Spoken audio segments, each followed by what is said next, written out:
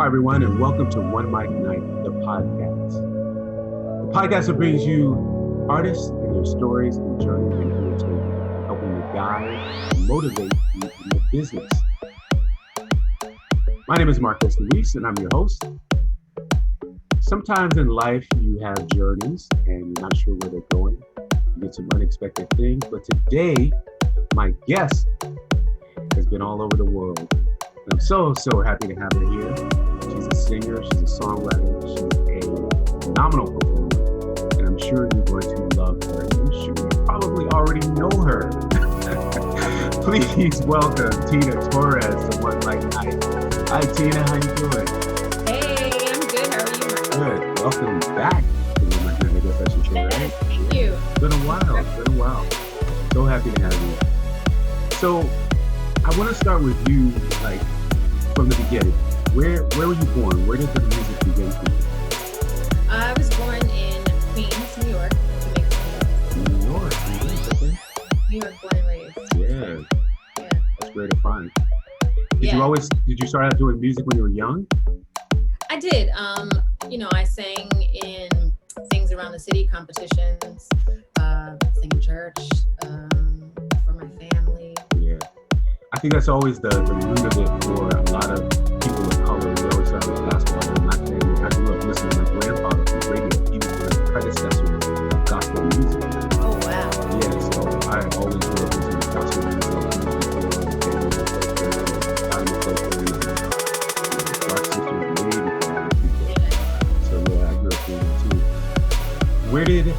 Where was it for you that you found out that music is what you wanted to do? I think it was probably right in my living room. We used to have this big mirror downstairs. So I would just practice, and I was listening along Mariah and Whitney, and I just realized that I knew since I was 5. It's so interesting. A lot of people know when they're young, but like very few people actually pursue it as a career. Was there a point where you found like, yeah, this is it. This is definitely what I want to do. I'm going to do it. Well, my mom and my family, they were very encouraging. Mm-hmm. So I always sang in school. Like even in elementary school, I was in the gospel choir in like 3rd or 4th grade, and I used to have solos. And I remember my choir director, Miss Rosella Stevens, she pulled me aside and was like, you are very special. This is something that you could really do. And I was like, I want to sing. Right. And so from there, I sang everywhere, in everything. And I went to school for music. Like I went on to high school. I went to LaGuardia High School Performing Arts. Oh, okay. Yeah. Well, there you go. Yeah. A lot of people, good people come out of LaGuardia. A lot of good people. Yeah. I know for you, I mean, like most people travel to New York, but you were lucky because New York, the culture of New York is music, is entertainment, is electric. Right.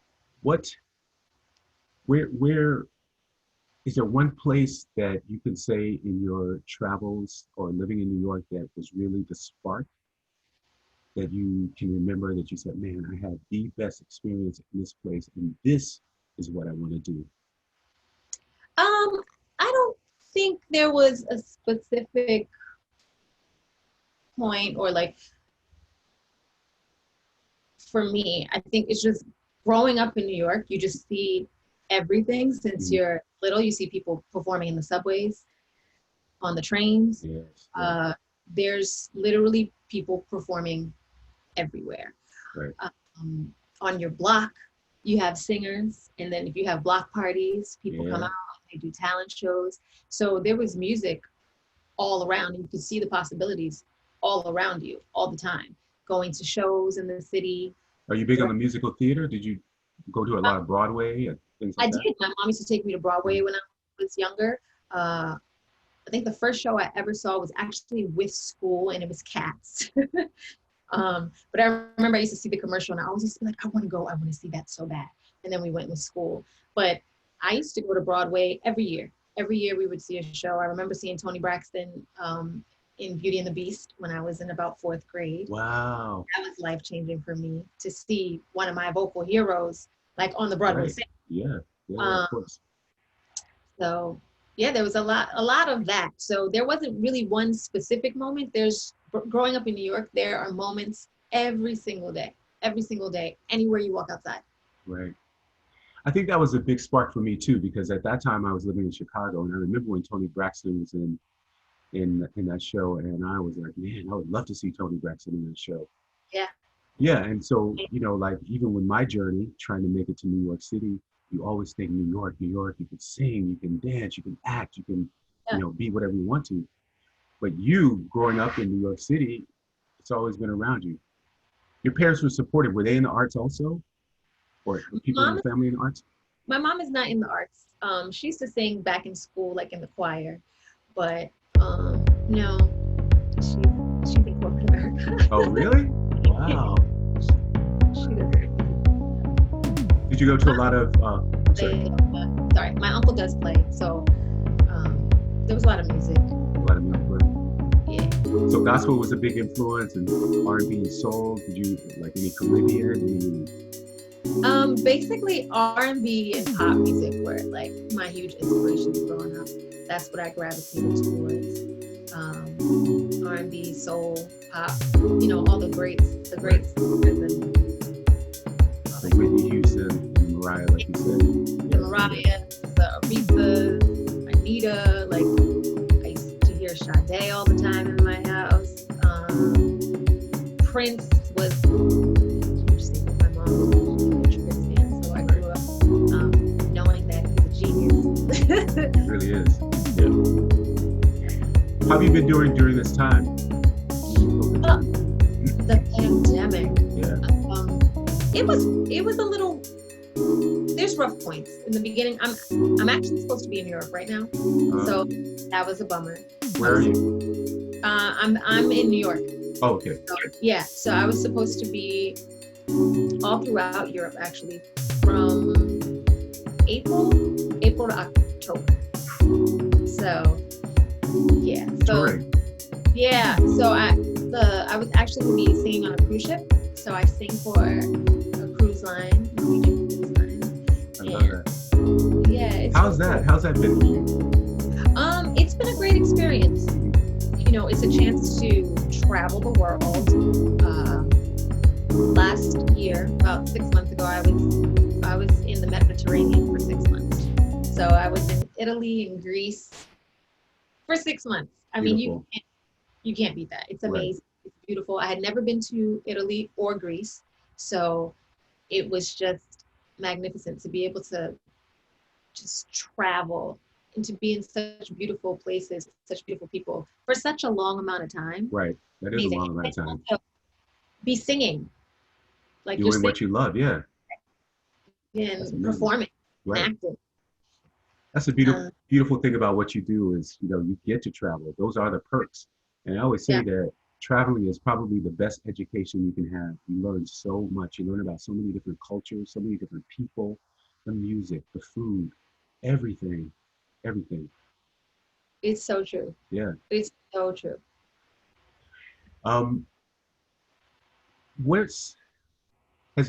During this pandemic, has there been a low point for you? Have you taken it in stride? Have you taken it in a way that has helped you creatively? Right. Or what's it been for you?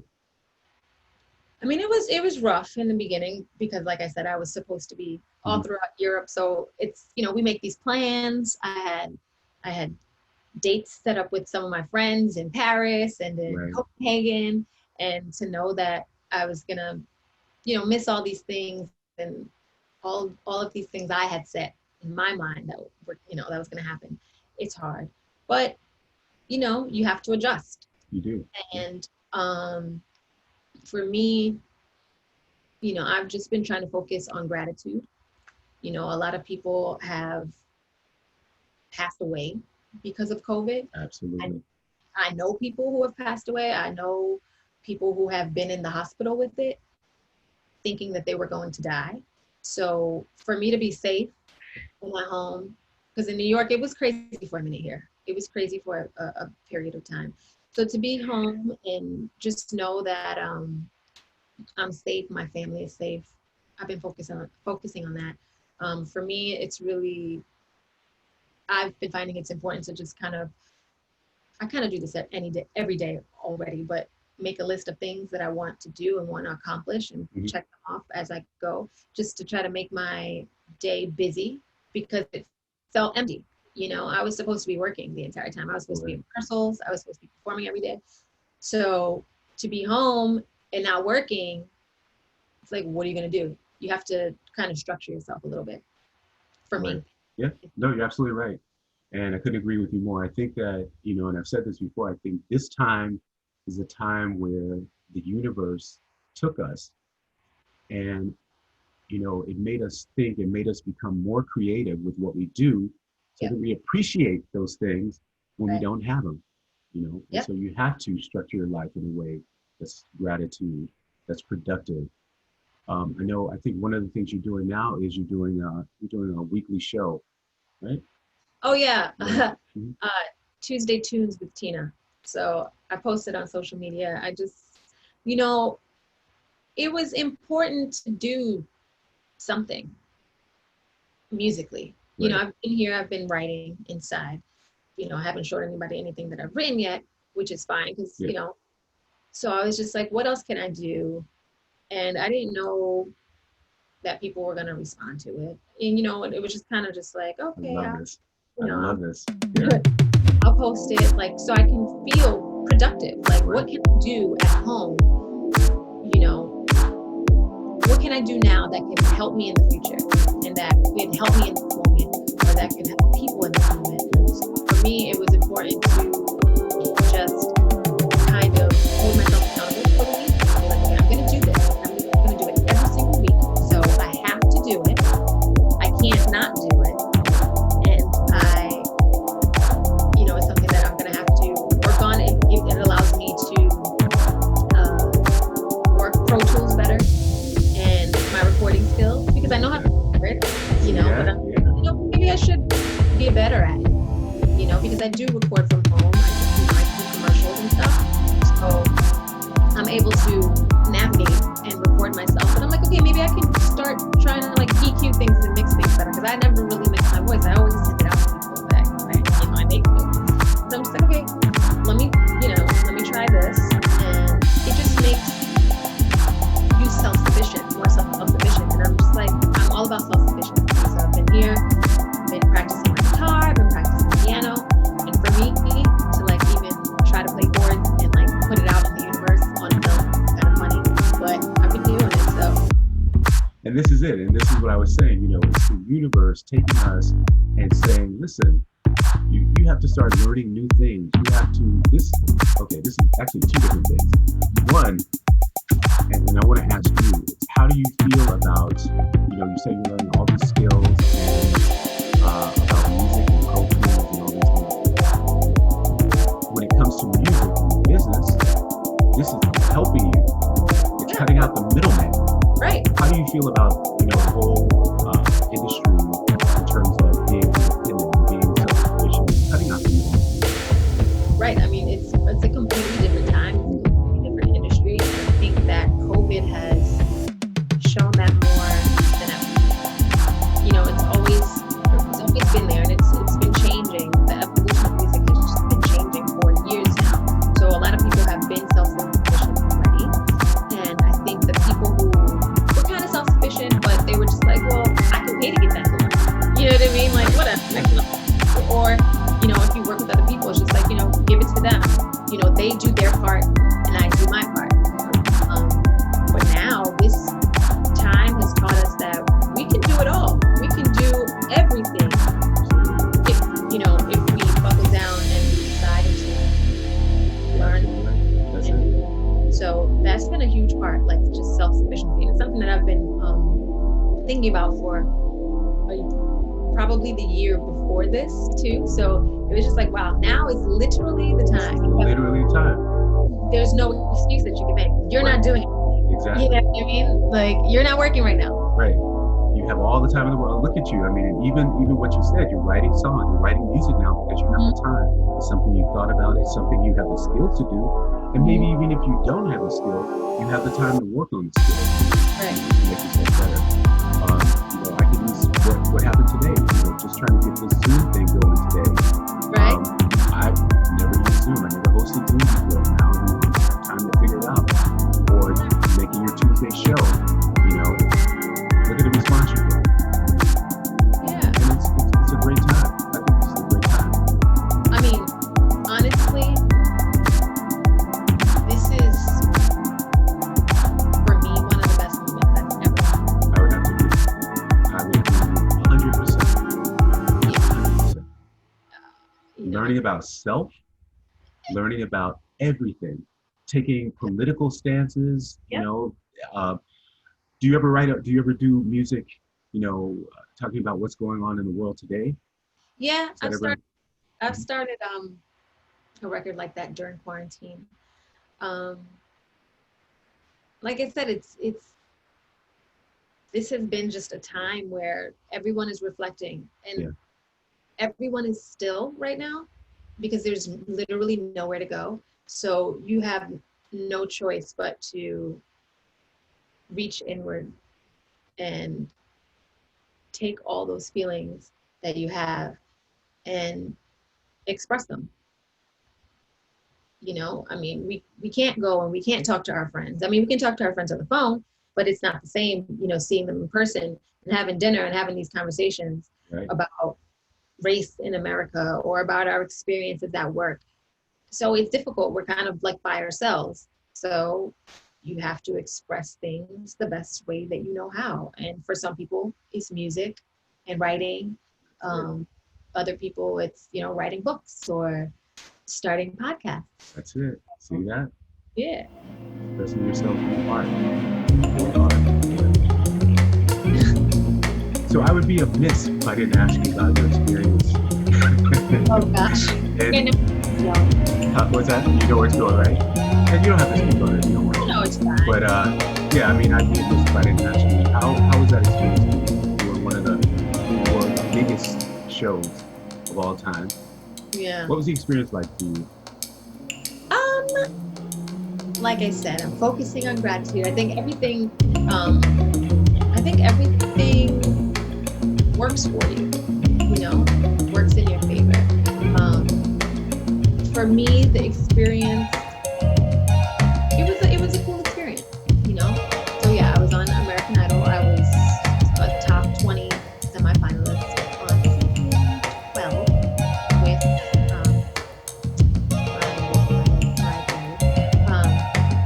I mean, it was an experience. I mean, it was a competition. Yeah. A lot of these shows are less about music and more about, being a TV show.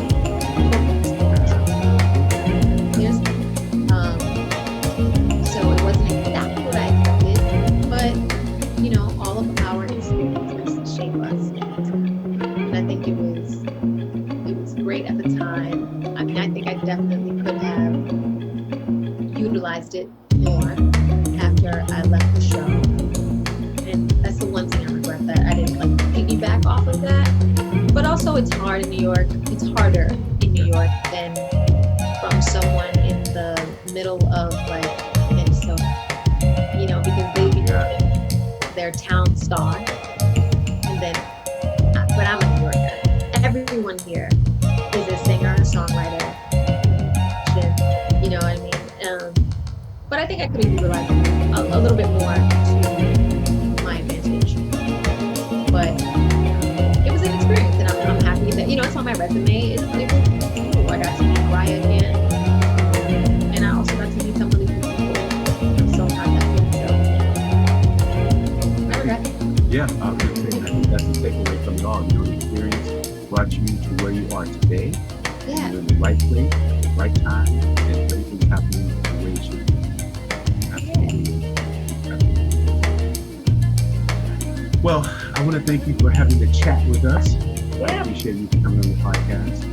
I don't know if you feel like singing a little something for us, but I think if you don't, that's fine too. I can sing a little something. It's a little something. You don't have to sing a full out song. Some people live for some people live just for the fame. Some people live for the power, yeah. Some people live just to play the game. That's it. Wow. Yes, yes, yes, yes. That's it. That is it.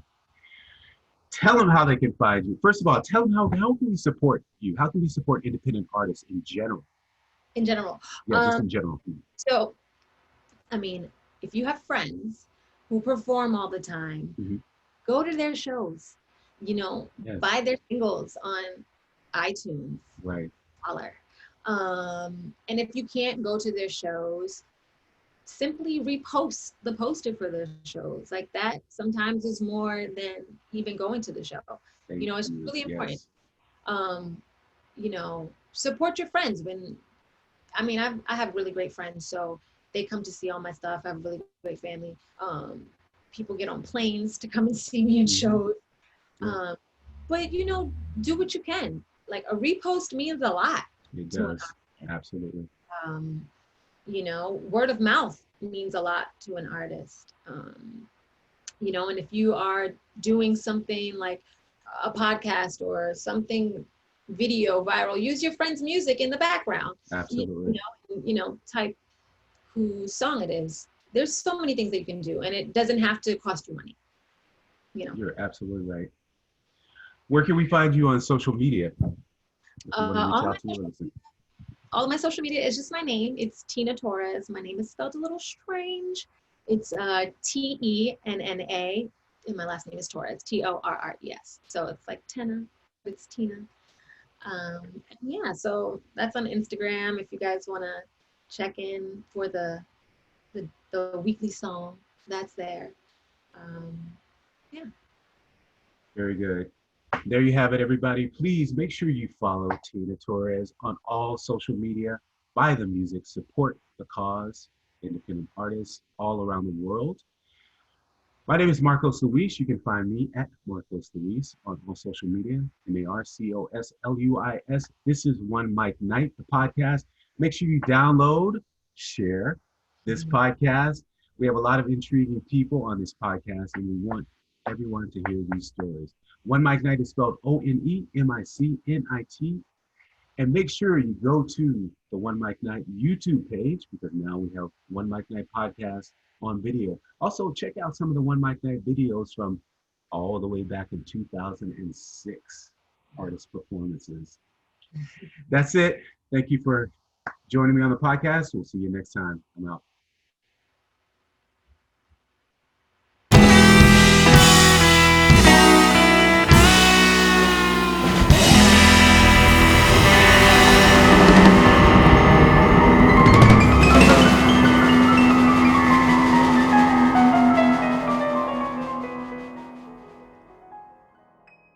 You there? I'm here. Okay. So just want to make sure I'm not recorded.